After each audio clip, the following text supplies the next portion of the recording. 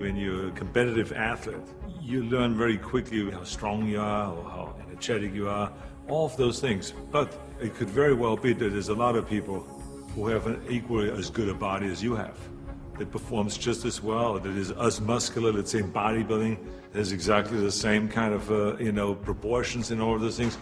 So the question really is what puts you over the top? It is the mind that really creates the body. It's the mind that makes you really work out the 4 or 5 hours a day. It is the mind that visualizes of what the body ought to look like as the finished product.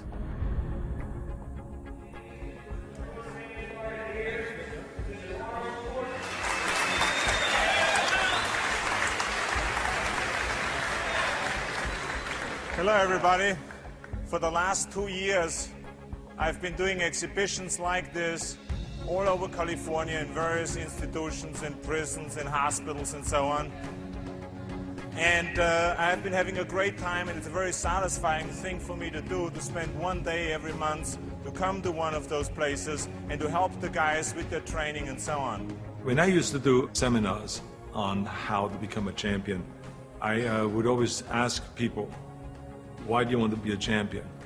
Or what do you want to accomplish? Why are you training? And they will, if a guy will get up and he will say, well, I want to train because I think that if I get muscular and I feel like I'm getting the kind of definition, then I maybe can enter a bodybuilding competition. I said, sit down. I said, if you think this way, you're going to be a loser. You're never going to make it because there's no maybe. You got to get up and say, I want to be a champion.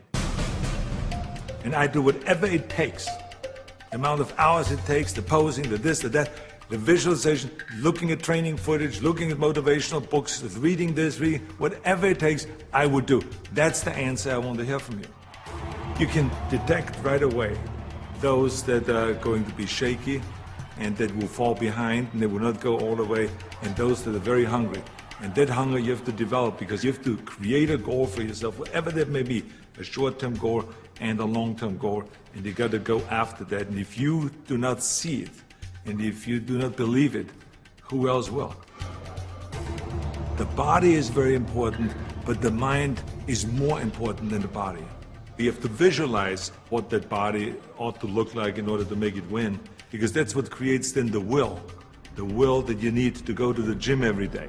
The will that makes you go into the 4 reps, the will that makes you go beyond when you do your 500-pound reps in the squats and you can't do another rep and your body is shaking. It's the will that makes you go one more time down and struggle up one more time.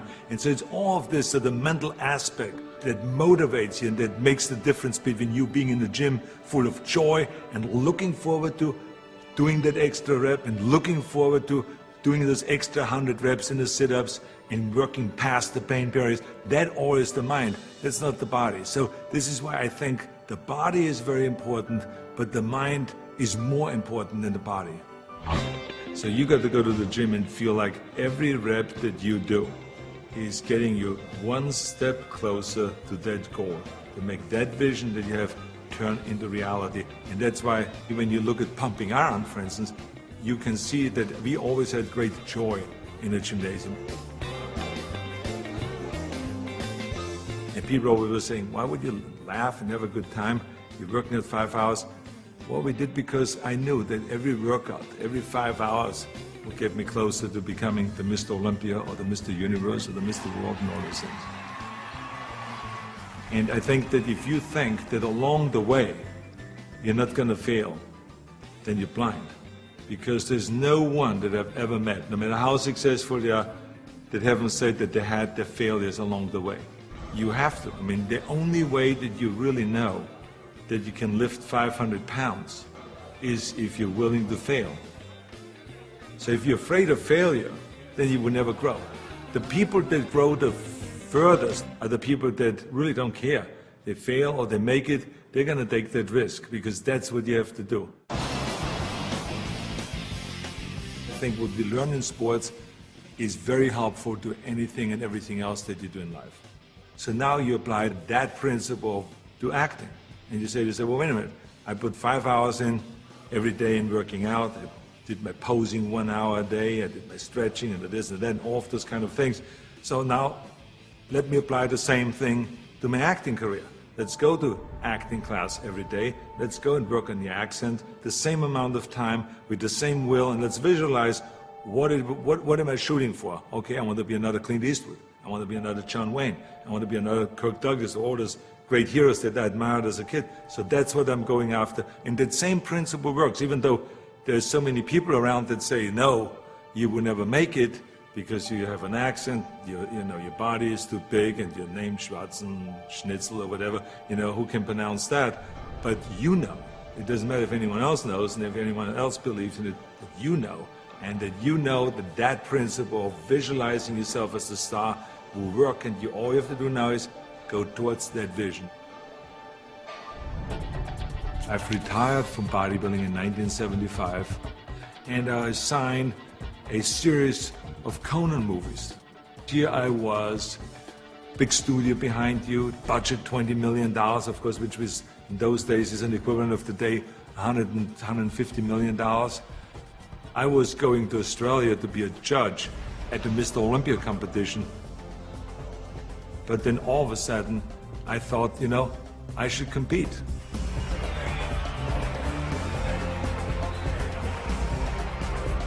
I think the competitors felt very disappointed. So they felt kind of, why would I do that?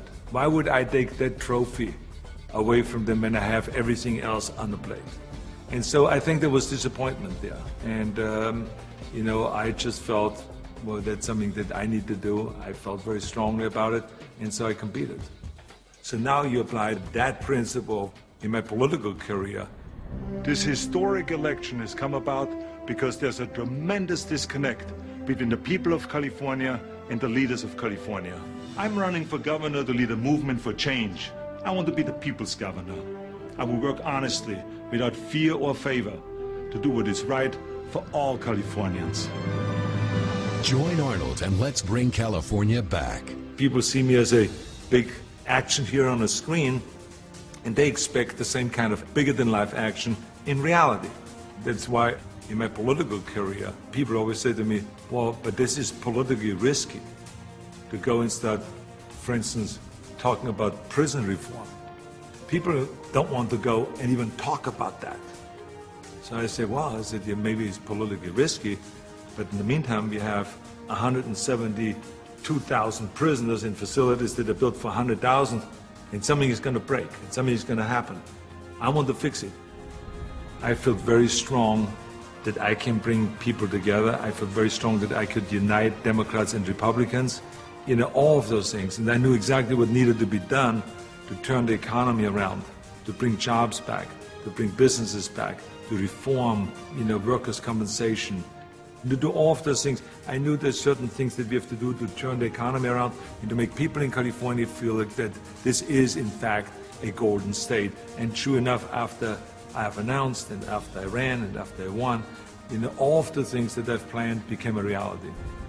I always use bodybuilding as an example for a lot of things that I do. If it is talking about the budget, if it's talking about the environment, if it's talking about prison reform, somehow I always get in my experience of what I've learned in bodybuilding and then somehow tie it in of what I'm doing today.